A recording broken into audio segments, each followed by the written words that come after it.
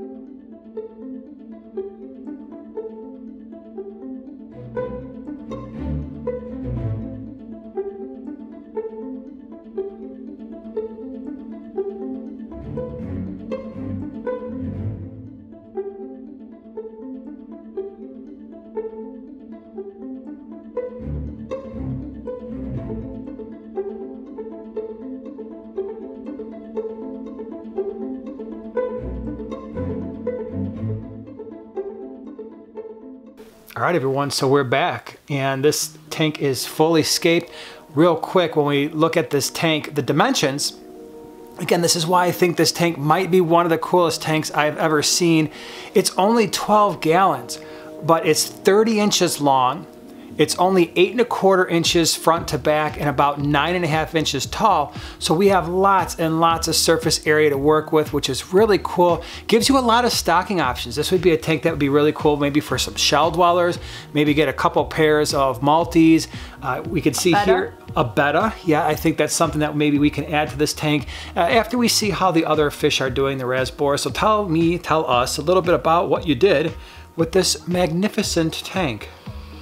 All right, so we went with an off-white sand, which I thought looked very nice. I was kind of going for a kind of relaxing beach, lake sort of vibe. Now that sand, was that the Carib Sea?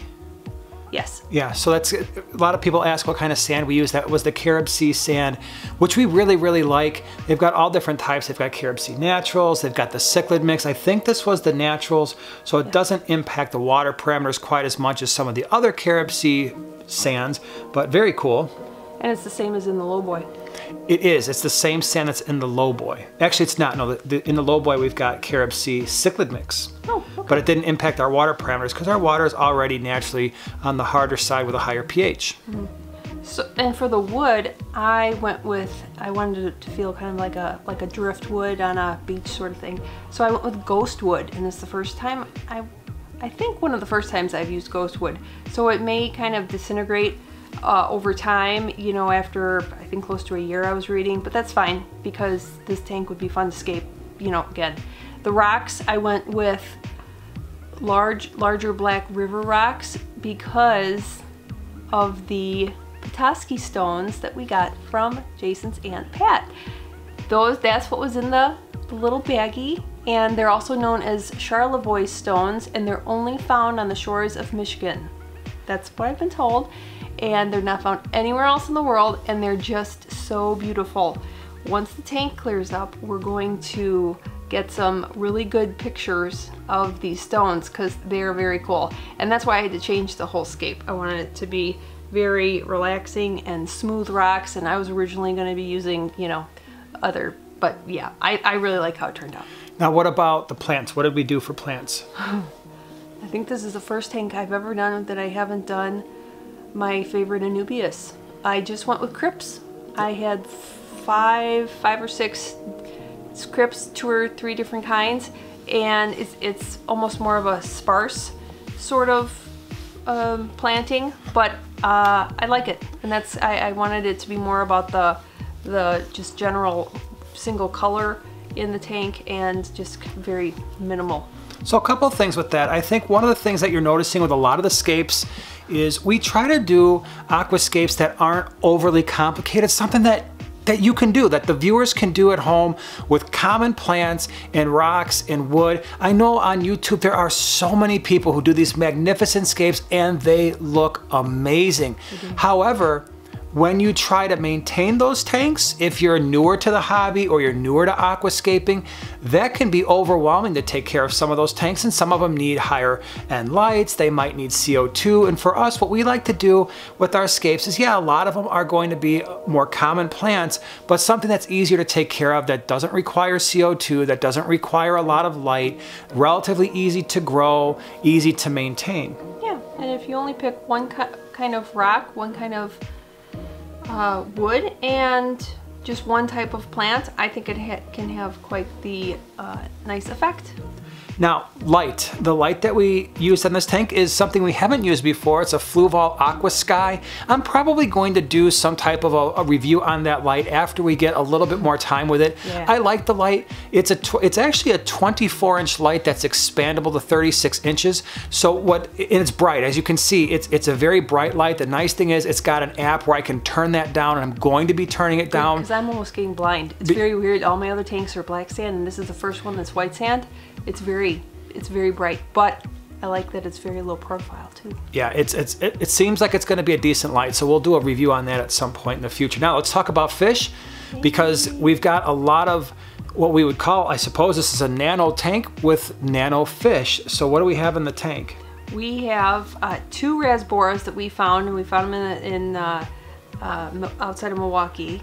Aquatics Unlimited, it's a place that we like to go. We've done some fish store tours of them before. I'll put that in the description below. There are 2 different kinds of Rasboras, lamp eye or an emerald eye Rasbora, it's sometimes known as, and then the other one is the celestial Danio. Wait. Galaxy Rasbora. I almost had it. So the lamp eyes are the ones with the really pretty blue eyes, and I've shown you those in fish room tours in the past. And then the Galaxy Rasboras are the ones with the little spots, and they're really awesome, and they don't get very big. So when you're looking at nano tank stocking ideas, those would be 2 really good options. We put a super red bristlenose pleco in there. And 3 of my sparkling Grammys. Yeah, so it's gonna be, I think it's gonna be pretty awesome. We're gonna see how these fish do, how they acclimate in terms of, are they liking the tank, activity level. And I don't know if we'll do much stocking beyond that. We'll see. We'll see what happens, but it's a really awesome tank. Now for filtration, we did use 2 sponge filters, yes, in a scape like this.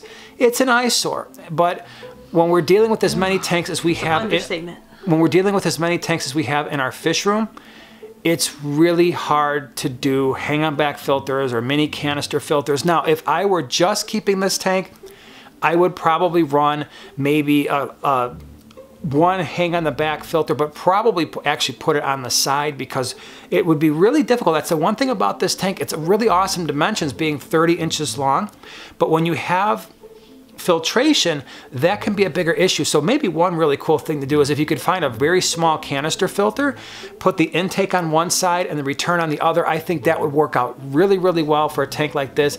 Hang on the back filters are going to be very difficult unless you hang them on the side of the tank, just because the water flow might be an issue, only being 8 1/4 inches front to back. So a small canister filter made for nano tanks might be a really nice option.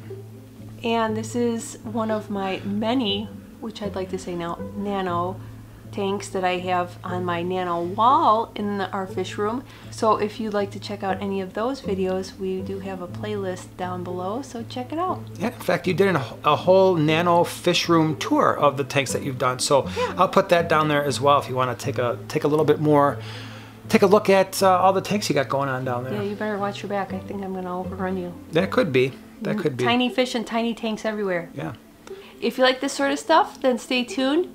We have a whole lot more videos coming where I'm going to scape some of the larger tanks Jason has, and also a lot more of my Nano tanks coming, including some more what are they called? Bookshelf tanks, which are a little bit smaller but super cute. So if you like this video, give it a big thumbs up and subscribe, and we'll see you in the next one.